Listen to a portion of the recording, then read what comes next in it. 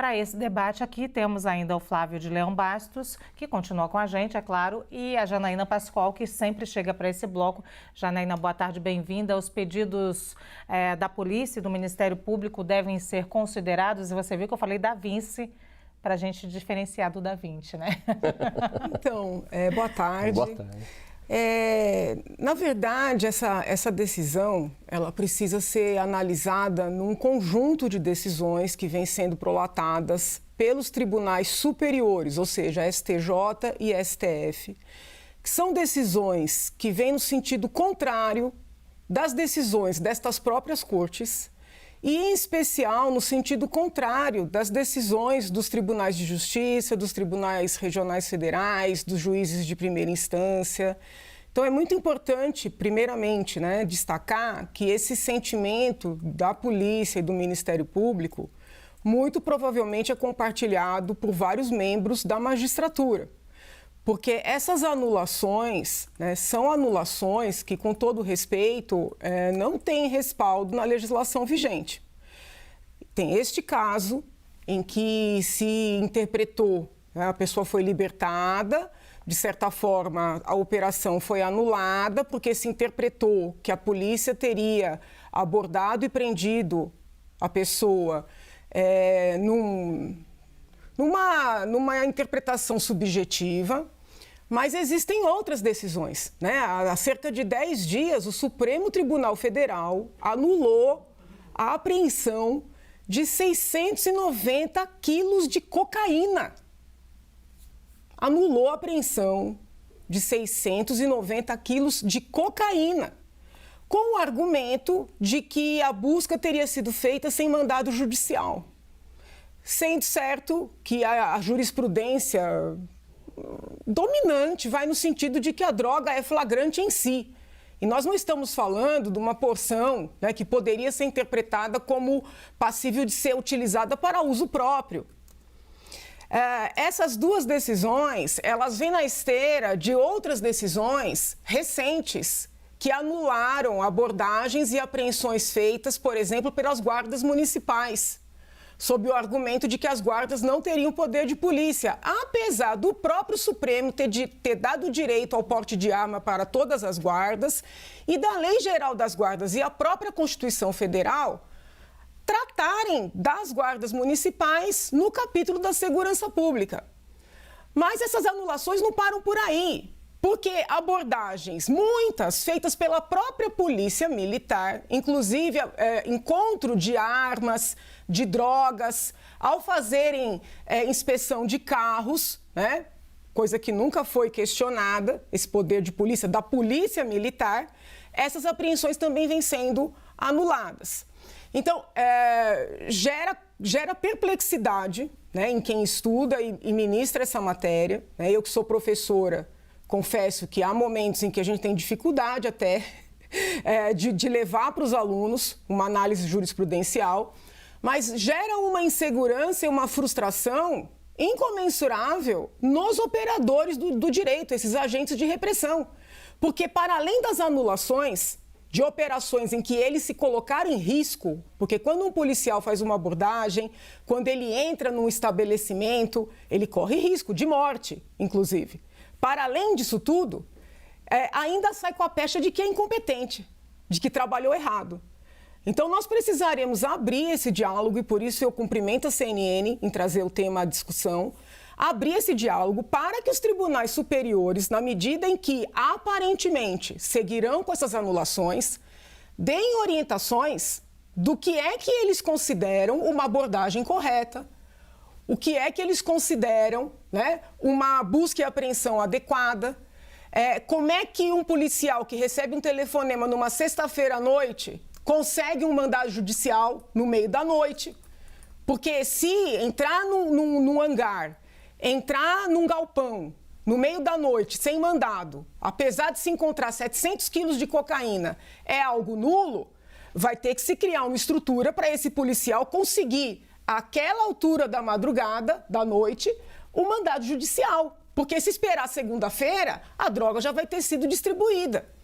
Então, é uma discussão da maior importância. Muito bem, a Janaína falou sobre esse episódio, esse julgamento do STF, dos 695 quilos de cocaína que foram apreendidos no porto de Itaguaí. É um julgamento que vinha acontecendo desde 2020. Agora, no dia 7 de junho, o STF chega a essa conclusão. Eu tenho uma dúvida, Janaína, professora, me ajude. O que acontece depois com a cocaína? Então, eu cheguei até a fazer uma publicação, porque, em regra, quando você tem uma anulação, você tem que devolver o que foi apreendido. A rigor, essa cocaína tem que ser incinerada. Agora, na medida em que eles anulam, eu até fiz assim, de maneira jocosa, o que vai fazer com a cocaína? E vai indenizar quem sofreu a busca e apreensão considerada nula? Então, são perplexidades que são criadas no meio do caminho, e assim, são decisões de 2 páginas. Isso é mais assustador. Sim. São decisões de 2 páginas. Como é que faz o polícia, o promotor, o juiz, o professor de direito? Sim, vamos ouvir então, Flávio, um pouquinho. Esses pedidos da polícia e do Ministério Público, eles devem ser considerados? Boa tarde, professora Janaína, que eu homenageio. Primeiro o encontro com a professora, aqui, com a Lu. Essa é uma questão... Eu vou, ao dar a minha opinião, eu vou aqui tentar desvencilhar o porquê desses problemas todos apontados agora pela professora Janaína. Nós temos uma questão que é o processo. O processo é uma garantia para os jurisdicionados. O formalismo, de certa maneira, ainda que a gente critique o formalismo exacerbado, o formalismo é importante do ponto de vista do processo penal. Então, entendamos que, e é difícil para a população muitas vezes entender isso, e é perfeitamente compreensível, que no processo penal, normalmente a parte fraca é o réu. Normalmente não, em regra é o réu. De outro lado, nós temos uma questão estrutural, que a professora Janaína bem colocou agora, que é a falta de estrutura da polícia. Nós temos um baixo índice de investigação no Brasil, de resultados, e isso se deve, dentre outros fatores, à ausência de estrutura adequada para os policiais poderem trabalhar. Aliás, já falamos aqui no grande debate sobre a valorização das carreiras policiais.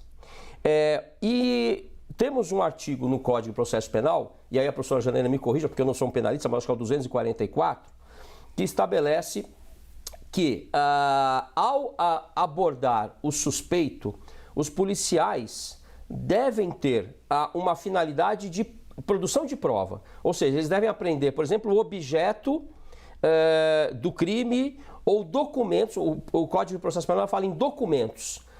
E neste caso em particular, que foi trazido aqui, o indivíduo estava numa moto.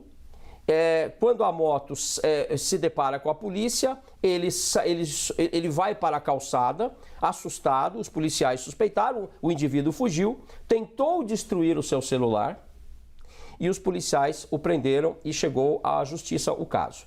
Pois bem, então nós temos que entender que é preciso que o policial ostensivo, é aquele que tenta evitar o crime, é o policial militar nos estados, tenha condições, e aqui foi bem colocado, a necessidade de um treinamento, mas me parece que há necessidade de muito mais qualificação nesse sentido para a abordagem. Por que eu estou colocando isso? Porque no Brasil nós temos um outro problema, que são as abordagens subjetivas com corte étnico-racial e socioeconômico. É uma realidade também.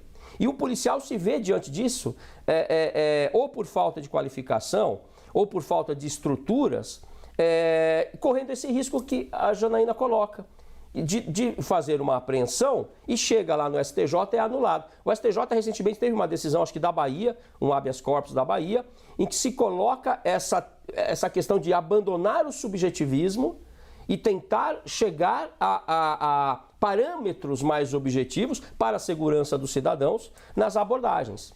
Agora, há uma outra questão aqui também, que talvez seja colocado agora, que envolve a defesa, a proteção da sociedade. E nós temos que discutir isso. Porque, de fato, 600 quilos de cocaína ou qualquer outro tipo de entorpecente é um problema muito grave quando há uma anulação de uma decisão como essa e o indivíduo é libertado sabendo que participa do crime organizado.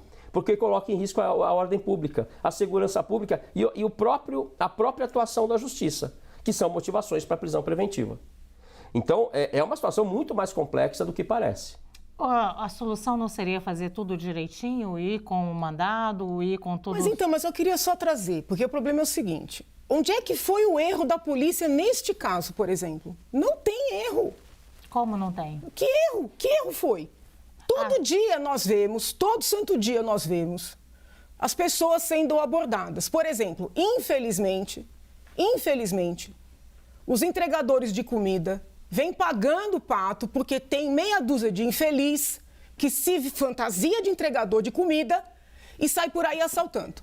Todo santo dia eu vejo a polícia parando gente aqui com a sua... E eu fico penalizada porque são trabalhadores que acabam sendo tratados como criminosos sem serem.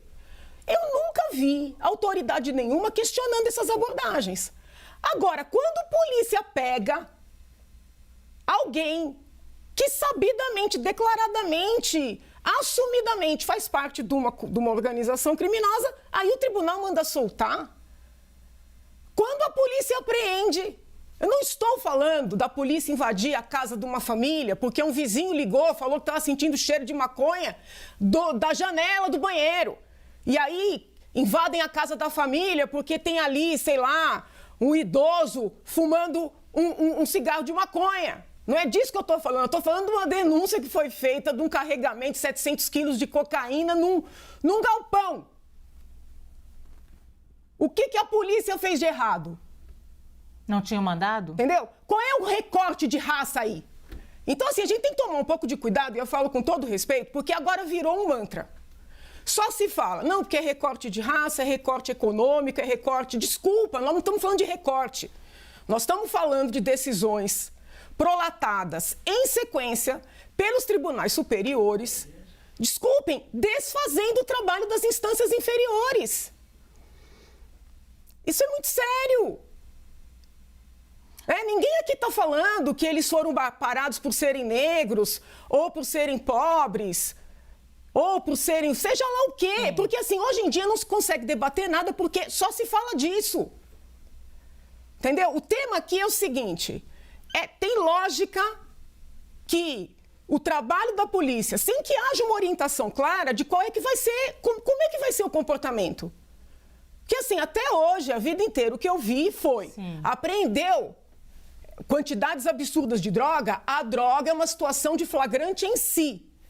Situação de flagrante justifica o ingresso da polícia para tomar providências. Sim. Isso aí está em todos os julgados. Sim, Janaína. Entende? Então, assim, a gente tem que tomar cuidado, porque se toda vez que tiver um tema a debater, nós trouxermos essa questão da raça, a questão do gênero, a questão... Não se discute mais nada, entendeu? E aí a gente falo isso com o maior respeito, porque a gente deixa de enfrentar uma questão séria. Sim, Janaína, vamos lá, por partes. Aqui, para eu dar também a palavra para o Flávio. Nesse caso dos 695 quilos de cocaína, o STF entendeu que a entrada dos policiais no galpão foi ilegal em razão de não possuírem mandado judicial. Sim. Se pegar a jurisprudência, o doutor pode até me corrigir se eu estiver errado. Se pegar a jurisprudência de tribunais do Brasil inteiro, vai dizer o seguinte, num caso desse, a própria droga implica uma situação de flagrante que autoriza a entrada da polícia. Quando você tem flagrante delito, autoriza a entrada. Agora, o que mais me comove, né, no mau sentido, nesses julgados, professor, é que a defesa sequer levanta, assim, o argumento de que, olha, a droga não era minha, eu era apenas um vigilante que estava aqui. Nem se dá o trabalho de questionar materialidade, autoria. Sabe, o que é isso, gente? Como é que a gente entende, né, aquele cidadão que foi preso por causa de um bombom? Sim. A mesma justiça que prende um cidadão por causa de um bombom está libertando. Que tem ali, inclusive, Janaína, e agora eu vou passar para o Flávio de verdade, um recorte racial. Quando você coloca no contraponto, não sei o que pensa o doutor Flávio, mas quando você coloca no contraponto, agora não podemos mais discutir nada, vem essa coisa de raça e aí atrapalha. Me parece que menospreza uma discussão importante que precisa haver na sociedade Ela também, é importante, de muitas pessoas que estão presas injustamente. Lu, ela é inclusive, importante, mas ela não está presente em todos os casos. E está havendo uma generalização que faz com que a gente não consiga discutir isso aí. Mas você que está colocando esse contraponto agora. A gente nem colocou agora esse contraponto das Não, o professor drogas. não comentou? O professor comentou. Nós temos, na verdade, o que levou a essas interpretações foi exatamente a abordagem subjetiva sobre pessoas pretas das favelas, dentre outros casos. Eu próprio trabalhei em situações em que a maconha apareceu na delegacia e a pessoa foi condenada e morreu de AIDS, uma menina, e morreu de AIDS na prisão. Isso vem acontecendo há décadas no Brasil, talvez até mais. Agora, no caso concreto, nós podemos discutir o caso concreto. No caso concreto, há um argumento forte por parte, inclusive, de uma das delegadas de São Paulo. Não houve interpretação subjetiva porque o indivíduo ele se assusta com a moto e sobe a calçada. Foi uma infração de trânsito. Não houve flagrante de droga. Mas esta infração de trânsito concedeu ao policial o argumento objetivo para fazer uma revista, para abordar o sujeito que saiu correndo. Então, não houve um flagrante de drogas no momento inicial, pelo menos. Inclusive, ele diz, sou do PCC, não é? E aí entra a crítica que eu concordo. Mas esta abordagem baseada em critérios subjetivos não é um dado fantasioso, ele é um dado estatístico. E muito provavelmente, por conta disso, chegamos a uma interpretação do STJ e talvez do STF que recebe a crítica da professora, mas que precisa ser melhor ajustado aqui no que tange a quando se fala em crime organizado e quantidade de drogas. Porque, de fato, não pode haver subjetividade na abordagem de pessoas. Então, se eu vestir uma gravata e entrar num ambiente, eu sou muito melhor tratado e muito provavelmente eu posso ter droga no bolso, eu não serei abordado na rua. E esta é uma realidade. Agora, é uma missão muito difícil tanto para o juiz quanto para os policiais. Então é preciso que tenhamos uma reforma. Novamente voltamos ao velho argumento. Nós precisamos qualificar melhor os nossos agentes de segurança e também debatermos isso junto ao Poder Judiciário. Mas não é possível. E um detalhe que eu me esqueci aqui: o flagrante de fato dispensa o mandado. O flagrante dispensa. Não é?